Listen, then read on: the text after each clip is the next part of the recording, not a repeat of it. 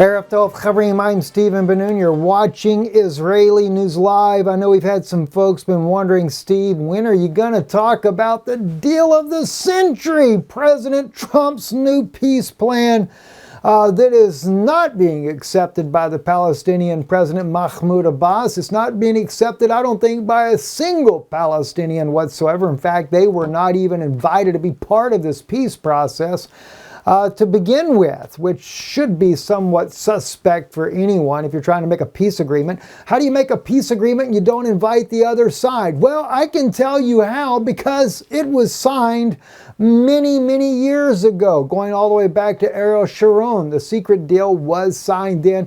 We've told you guys this from the very beginning. Even when Trump was talking about his deal of the century, I brought this up time and time again. It's a two-state solution. It's a two-state solution. There's going to be East Jerusalem's going to be handed over to the Palestinians, and everyone kept telling me, no way, Trump will never do that. Well, I will admit one thing, though, that Trump has certainly done very good about, and that is he has given Netanyahu exactly what he wanted. He gave him the Jordan Valley, but, well, quite a bit more than just the Jordan Valley, quite a bit of that territory. He's also hacked this whole thing up to practically there's nothing left whatsoever for the Palestinians. Now, some would argue, well, the Palestinians are the people in Gaza. They're going to get some area down here for high-tech firms. They're going to give them a little bit of land down here for agricultural purposes. And, you know, and as I look at that and I think, wow, they're going to get some land for agricultural purposes, right? Well, here's Israel right here.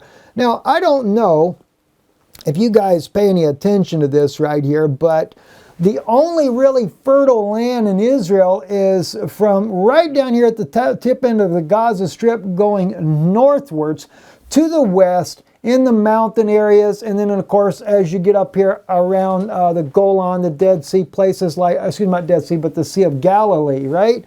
There is no good fertile land. See, all the way up here, yep, all up into this area here where Trump's already annexed this for Israel to take that away and make sure the Syrians don't ever get it. That's all your good land, right? Now, you get down there by the Dead Sea. The Dead Sea, of course, has got minerals, things like that in there, but that's about it. But if you look at this, well, guess what? The only land that they're going to give these people here are the worst of the worst of the worst land possible. The worst of the desert. That's what they give to the people in Gaza. That's their swap out, right? You know, I mean, yeah, the deal is good for somebody else. Definitely not good for the Palestinians at all. And of course, like I said, if you look at the picture, you can obviously see, and I'll kind of blow this up a little bit for you. Let's see. It doesn't want to blow. Doesn't want to blow up. Anyway, like I said, all the settlements in there, they're giving them their autonomy and, you know, things like that. They're going to build a tunnel in there. But, you know, this is, like I said, this has been going on for years already. Something we have been discussing here on Israeli News Live. This was a done deal. Let me show you what I mean by a done deal.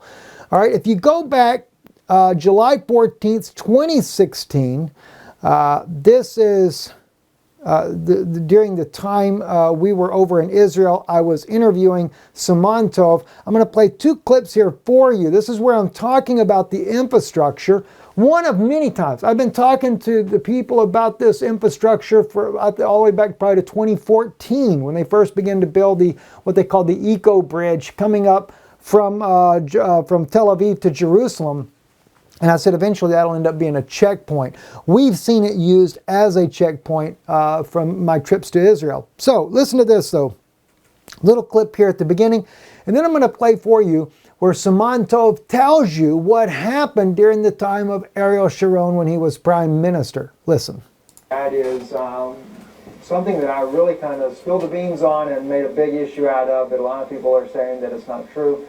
But the change, the demographic changes that have been happening, the infrastructure throughout all of Israel here, that is obviously showing that they intend to have two states here. Regardless of what others may think about that, this is something that is very obvious. I have held very strongly that the arches that were put up on Highway 1, the new highways that are being built, how they widen the Highway 1 coming up here. I have really believed that this could easily be altered into a checkpoint, although they are calling it some kind of eco-bridge, I believe is the name for it, so that the bunny rabbits can get from one side to the other. I don't know, Simontel, if they really think that the rabbits are going to get it, or are they going to put signs out for them so they can get across the road. So we spent millions of dollars here in Israel to build this eco-bridge that, to me, and I believed it from the beginning, still hold to it, is going to be a checkpoint in the near future as things. Now, keeping in mind, I was still somewhat pro-Zionist at the time of this video here.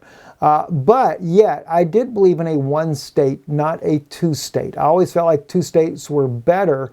And I know that the Palestinian friends that I have would probably disagree with me on that, because I know they want their own autonomy. And I appreciate that.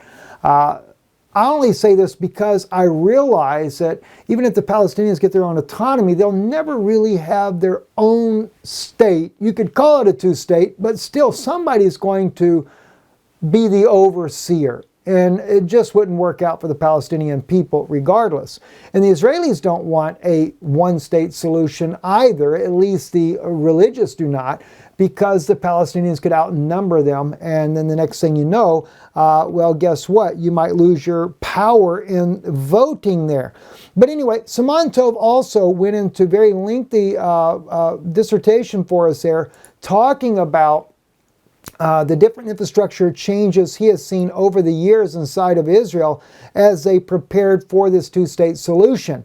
But I want to share with you where he knew firsthand about a two-state solution already signed. Listen to this. And we got a phone call. It was a woman that was a very close aide to Ariel Sharon. She was weeping uncontrollably on the telephone. And after a few minutes, finally calmed her down, said, "What's going on?" She said, "I've just been in the boardroom in the Knesset, and there was a number of dignitaries from the United States, from a number of countries in Europe, and they just essentially agreed to a division of the state of Israel and Jerusalem. And it was signed by the Prime Minister and all of these different people.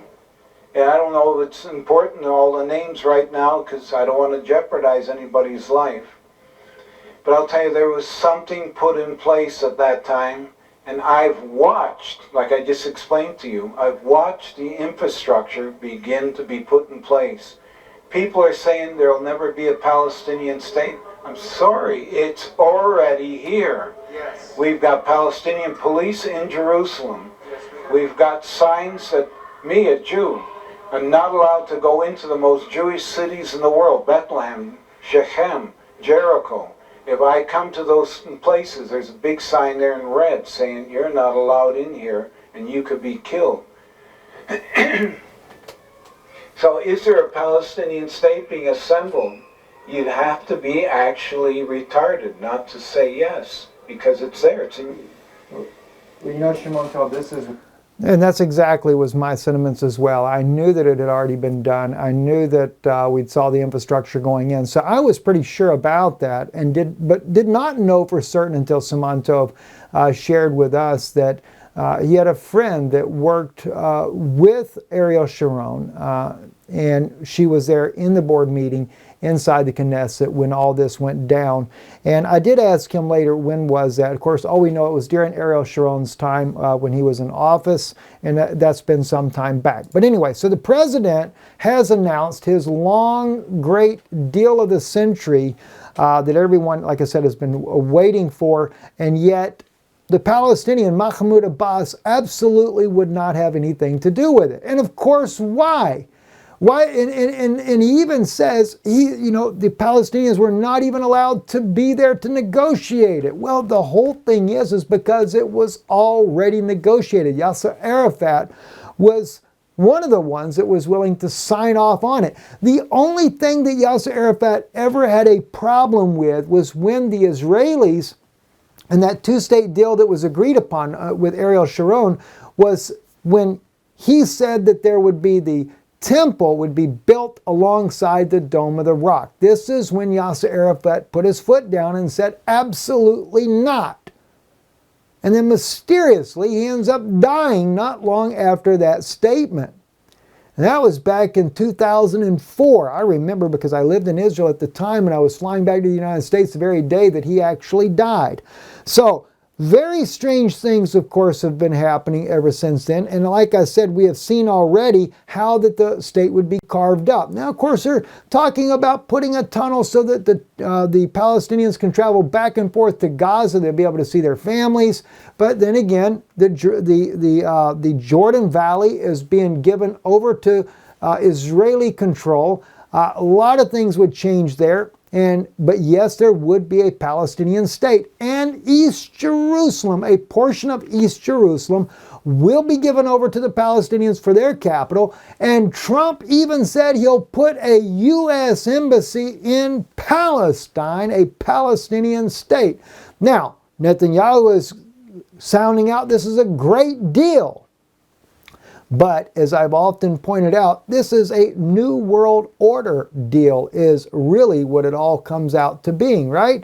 So there it is right there. Again, we can see the map that is laid out here on the Middle East Eye. They put that map up there showing Trump's new peace deal, what it's going to get. And I found one thing very fascinating about this deal, and that is in my opinion, it's almost like Trump, when they carved this all out, they put Trump's own profile right into the image. And that's just I know they didn't do it intentionally, but I just thought it was kind of interesting. It seems like right here, we have Trump, we have his famous hairdo that everybody seems to kind of tease him about, but I'll show you what I did to kind of make this point clear. On our Vimeo channel, Stephen Ben-Nun, that's Ben-Nun, Stephen Ben-Nun, I posted this video right here. Take a listen and watch what you see on the screen here as I play it. As I looked at the deal of the century that Trump did, I couldn't help but notice one thing. As he has worked diligently to carve up the West Bank for the Palestinians, he made sure he left a lasting mark there. His own profile, it seems. I don't know what you think about that. I just thought it was kind of interesting there, but anyway, you can look at the video there. I posted on there. I'll kind of show you a little bit closer what I'm talking about. If you look at the map itself here, right up here, the first thing I noticed was the top here of where they're carving it out because they've got a settlement right inside of there. And it almost looked like the way his hair comes over like that. And so I thought, wow, that looks like Donald Trump. If you look at a left-sided profile, because his hair always kind of sticks out like that. And even everything about it, the mouth, etc., it all kind of just seemed to fit right inside the image there. So I took and I did this in Adobe just to see how close would it match up. Well, it's pretty doggone close if you ask me. And of course, I don't think everybody would necessarily agree. And so I kind of did a little opacity. And there you can see it, his hair right there coming out, the nose, the mouth, and everything. Trump's profile etched in the deal of the century. Who knows? That's just a conjecture, kind of little humor you might say, but I thought it was kind of interesting myself. But anyway, as I stated before though, the Palestinians, what do they end up getting out of all this? Yeah, we could say that the Palestinians were given some land there as a result of all this, but what kind of land did they really get? If you look at the article right here where it shows that they would actually have the agricultural area and the industrial place there, it shows you the high-tech manufacturing here. But the one that really got me, though, was the fact that they were talking about residential and agricultural land, right? And as I said before, I still can't get over this. The worst of the worst places that you could possibly be in Israel, right there, the worst part of the desert itself. That's where they get their agricultural land. Nothing to do with anything that might be even remotely green in Israel. Nope. No lands there other than what the Palestinians are already on and they've not been able to throw them out of. It's just not a very good deal, Plain and simple there. But anyway, it's all part of a new world order. And I don't know if the Palestinians get this or not. And I don't know if the Israelis get it or not, especially the religious that are against it, those that are in the settlements inside the West Bank that did not want to see a two-state solution. It's a new world order, friends. It doesn't really matter what you think. They're going to do it anyway. And it just so happens that President Trump is the man at the time. And I can guarantee you one thing, there's going to be a lot of people standing with Trump thinking that he did the greatest deal ever for the Israeli people. And I guess it is true. For the Israelis, it is the greatest deal ever, even if it is a two-state solution, because they're being given more than they've ever been offered before. And of course, what does it do? It just carves up the Palestinian territories to just tiny little satellite spots here and there. It's going to be pretty tough for these people to have to survive right there in the middle of everything. But I guess that's just the way it goes. And unfortunately for the Palestinians, they're falling into this new world order divide up. I don't know what else could even be worse. Anyway, listen, for those of you that check us out over on Patreon, Israeli News Live on Patreon, I will be doing a message over there. You may find this interesting. Going to be talking about Mr. Joseph here, Joseph Bondi. He is the attorney for Lev Parnas, and of course, them trying to get him as a witness along with Bolton as a witness. Is this really something that the Republicans don't want, President Trump doesn't want, or is this a setup? Well, I go into that. In fact, the title of the article should be obvious to anybody. Meet the cannabis lawyer beating Trump at his own game. No, I don't think he's beating Trump at his own game. He's playing the game with Trump and Trump's advisors. They're only playing this, and I go into the details about this. And when you listen to this audio recording, especially around 46 mark and up to about 47:30, somewhere right in that area there, this is when they talked to the president about setting up that committee back in 2018 to deal with cannabis, to make that legalized, for him to be out ahead of it all. And of course, what does happen? Well, that's exactly what we can see. Mr. Bondi happens to be one of the leading attorneys, one of the top 100 attorneys in the nation for that very thing. Federal, criminal, and cannabis law topics at various community bar associations, legal programs throughout the country is what he has spoke on and stood for.